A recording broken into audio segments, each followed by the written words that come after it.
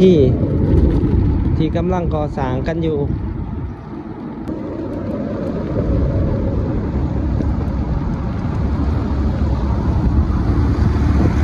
สบายดีกันเมื่อสุขคนกับบรรยากาศเศร้าวันที่หาเนาะที่เวียงเจริญนครหลวงเวียงจันทร์ที่เขตถนนบ้านเวียงเจริญเนาะทุกคนตอนนี้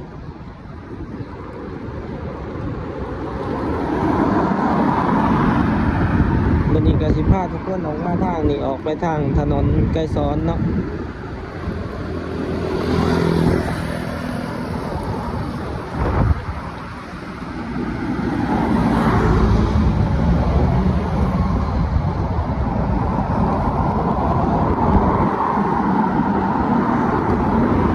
ตอนนี้ก็เวลา6 โมงเช้าทุกคน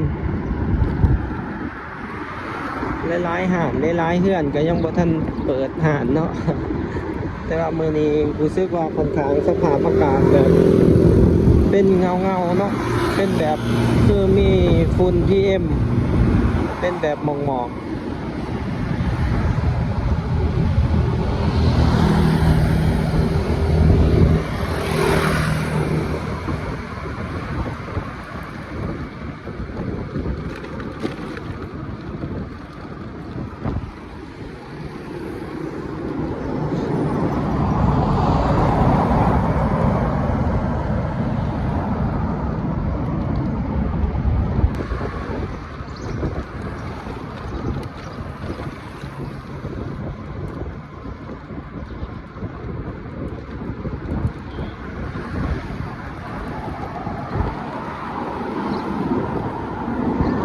แล้วก็สิพาทุกคนเลี้ยวขวา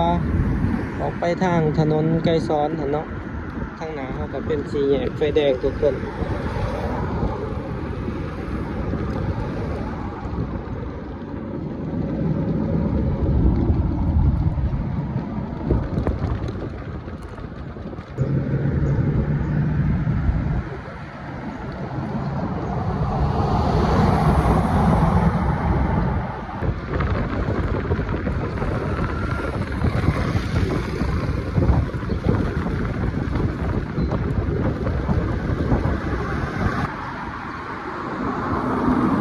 มื้อนี้ก็พาทุกคนมาอัปเดตมาเบิ่ง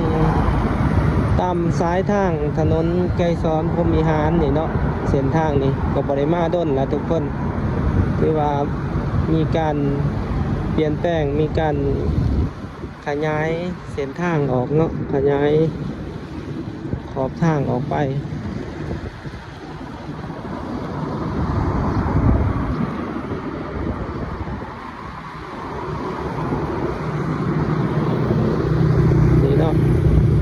การขยายขอบทางเพื่อสร้างรถเมล์ BRT เพื่อขยายถนนออกไปประมาณ2 เมตรปลาย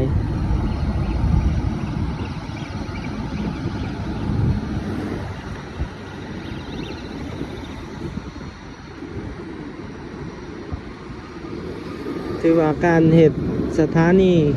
กลางทางอันใดจำเป็นมีการขยายถนนออก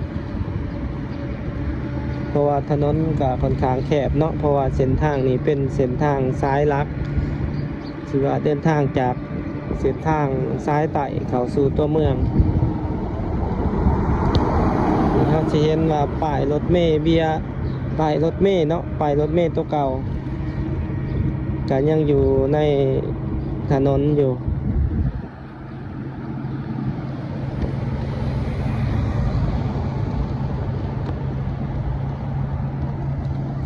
หลังจากมีการขยายถนนออกป้ายรถเมล์ตัวเก่าก็ถือว่าก็สิได้ยับออกคือกันก็สิมีรถเมล์สีเขียวนี่เนาะ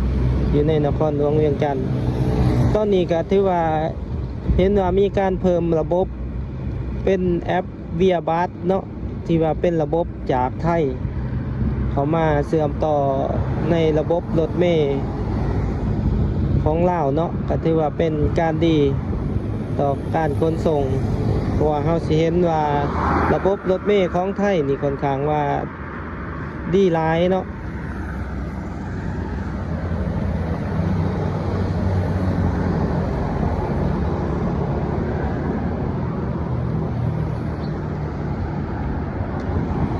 เพราะว่ารถเมล์ของไทยเฮาสิเห็นว่าระบบของเขาเจ้าค่อนข้างว่าใส่ง่ายใส่สะดวกเลยเนาะผู้ใดได้ไปกรุงเทพนี่ก็ชื่อว่าสิเห็นระบบแอปรถเบียร์บัสนี่ค่อนข้างว่าใส่ดีหลายแล้วก็เข้าใจง่าย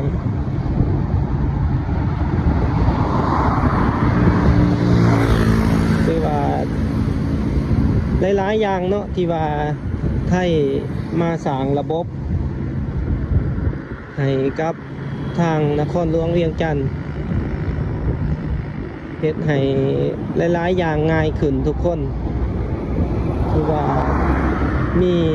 ธุรกิจหลายๆอย่างที่ว่าไทยเขามามีส่วนร่วมในการ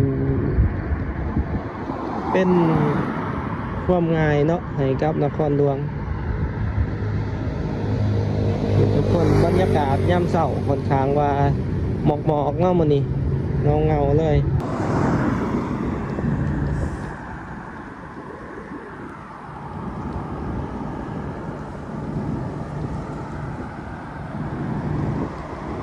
อยู่หน้าโรงแรมราชวงศ์เนาะวันดาวิสตาเขตบ้านเจ้ามณีบ่นี่ก็เดี๋ยวสิพาทุกคนออกไปจนฮอดสี่แยกไฟแดงดงโดกพุ่นเนาะ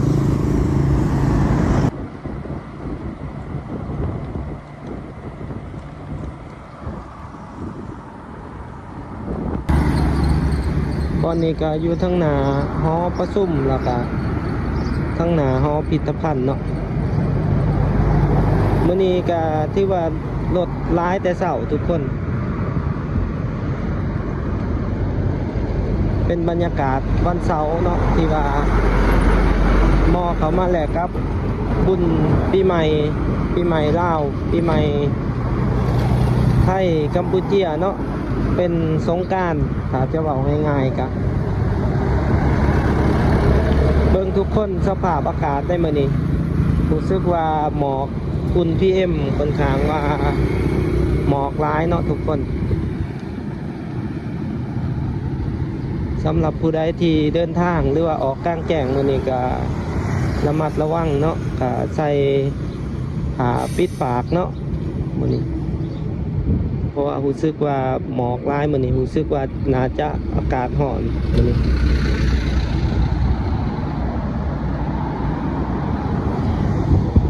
นี่ทุกคนเป็นเส้นทางเขตหลัก6เด้อบอนนี้คือว่ามีการก่อสร้างสายมือเฮากับเป็นป้ายรถเมล์ BRT ที่ว่าเพิ่นจะเร่งสร้างให้มันแล้วเปิดให้ท่านเดือน6เดือน7นี่เนาะทุกคน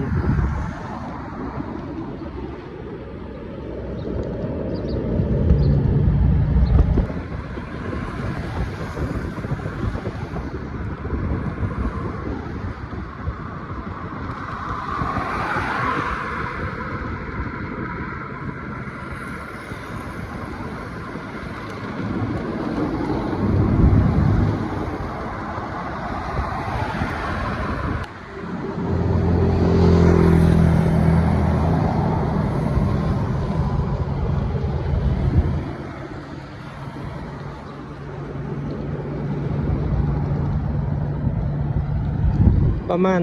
2-300 เมตรเนาะเฮาสิเห็นอยู่ป้ายหนึ่งสำหรับบอนที่เพิ่นเฮ็ดป้ายรถเมล์ BRT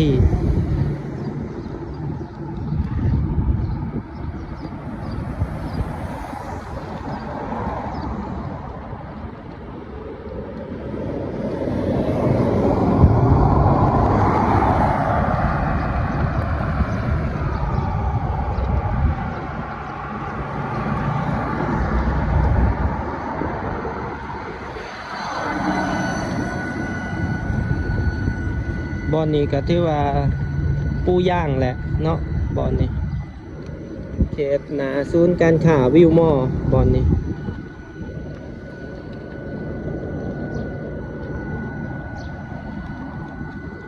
ขยายเติมออกมาอีกประมาณ2 เมตร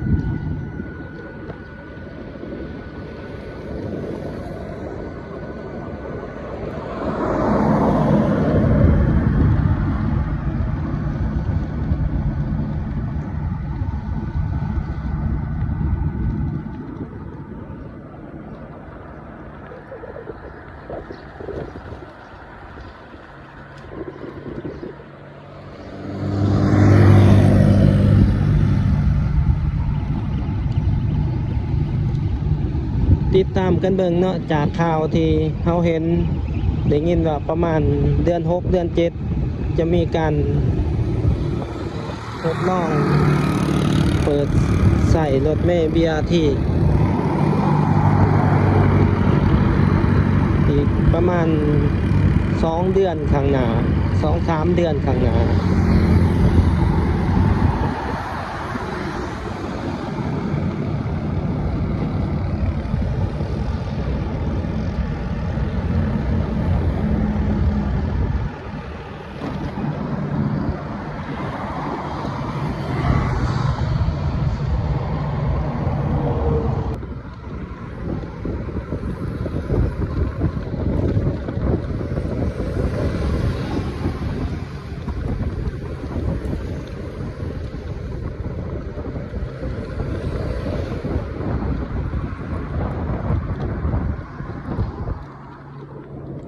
บอนนี้ก็3 เมตรเนาะบอนนี้ถือว่า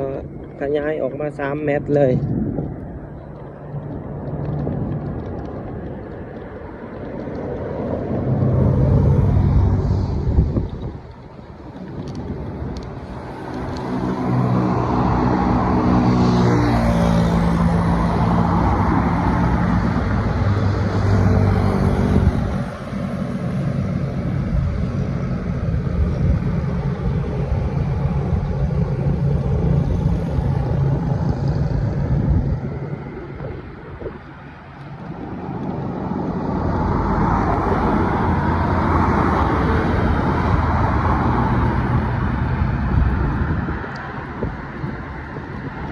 สำหรับผู้ใด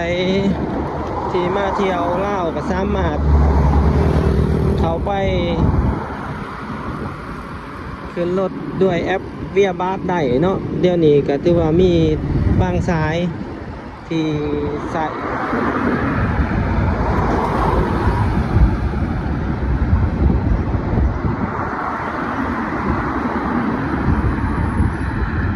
สร้างคู่ก่อน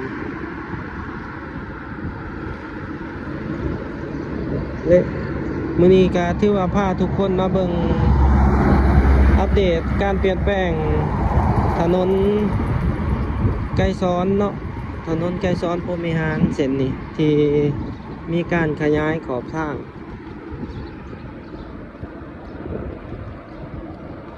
แล้วก็เป็นเส้นทางรถเมล์ BRT ที่กำลังก่อสร้างกันอยู่ทั้งหน้าเฮาก็เป็น4 แยกไฟแดงดงโดกเด้อทุกคนและบ่าวแม่นไส้สิพาทุกคนเลี้ยวขวาขึ้นไปทาง450 ปีละออกไปเส้นทางที่ขนานกับเส้นทางซ้ายนี่เนาะพาเลี้ยวขวาขี่ไปตามเส้นออกเส้นน้องเนียง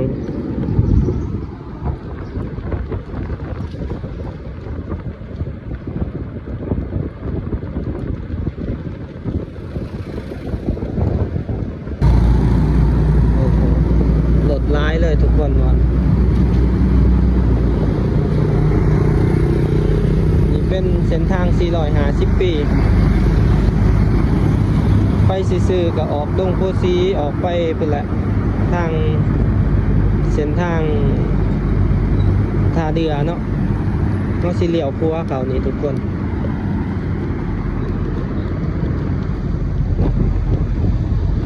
พาทุกคนมาทางเส้นนี้เป็นเส้นทางขนานกับถนนไกรสอนพรหมวิหารเพราะว่าเส้นทางนี้ก็สิมีทางโครงการที่มีการก่อสร้างเนาะก็เลยพาทุกคนมาทางนี้พามาเบิ่งมาอัปเดตมันนี้เนาะทางนี้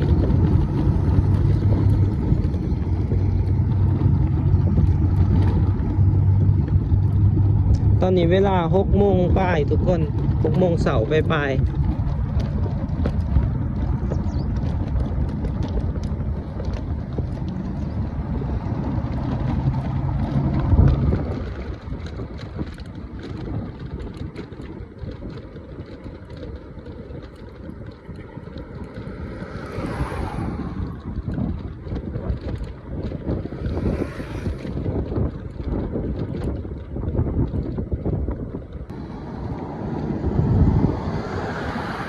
ทุกคนธนาคาร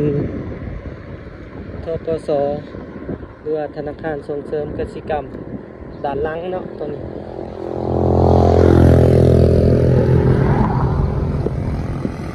เข้ามาด้านหลังทุกคนมาเหลียบเส้นทางซ้ายนี่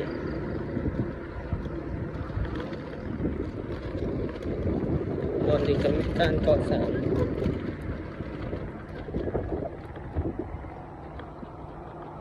เดี๋ยวไปอีกจากนี้อีกน้อยหนึ่งเนาะก็จะมีเคนบอลก็จะก่อสร้างตึกอีก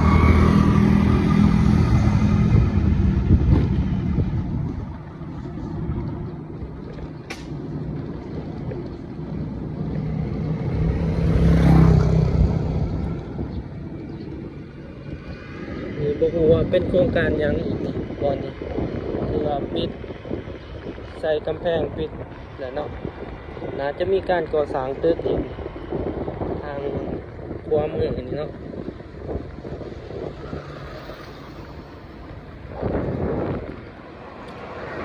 เป็นดินกว้างเลยประมาณ2 เฮกตาร์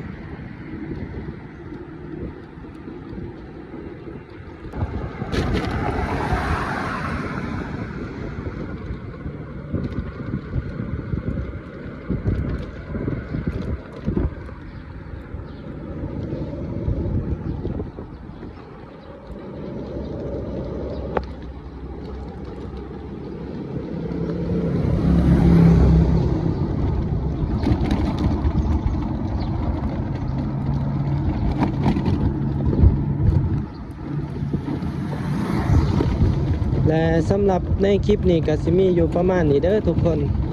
ก็มาหอดในเขตบ้านผักขาวเนาะผักขาวต่อใส่เขตน้องเนียงในเขตนี้ทั้งหน้าเฮาก็เป็นบริษัททั้งหน้าเฮาก็เป็นบริษัทแท็กซี่เนาะแซง SM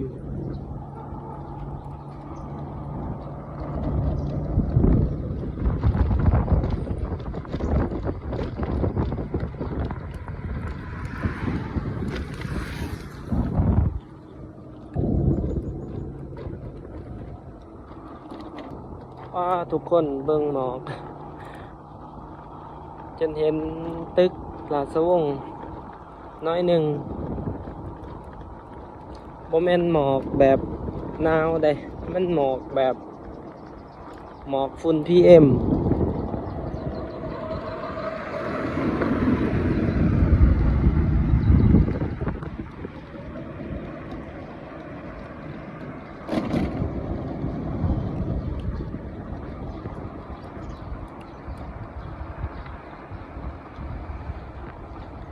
เขตนี้มีแต่เฮือนหลังง่ายๆในเขตนี้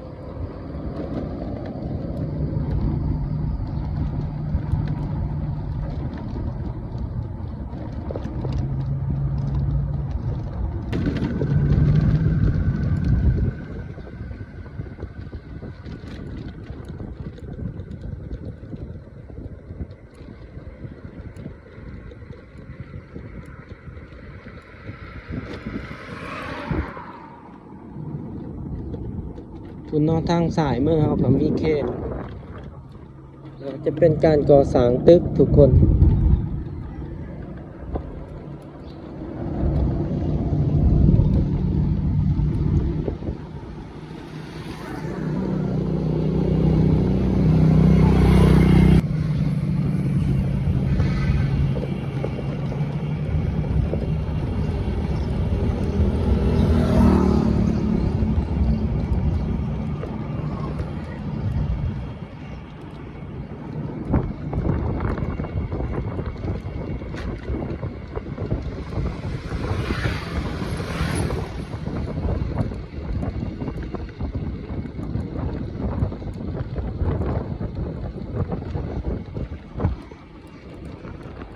ทุกคนในสำหรับในคลิปนี้ก็สิมีอยู่ประมาณนี้เด้อถ้าผู้ใดมักหรืออยากสนับสนุนกันก็อย่าลืมกดไลค์กดแชร์กด Subscribe เพื่อเป็นกำลังใจให้กันแน่เด้อทุกคนตอนนี้เบาแม่นไส้ก็ต้องขอกล่าวคำว่าขอบใจและก็สบายดี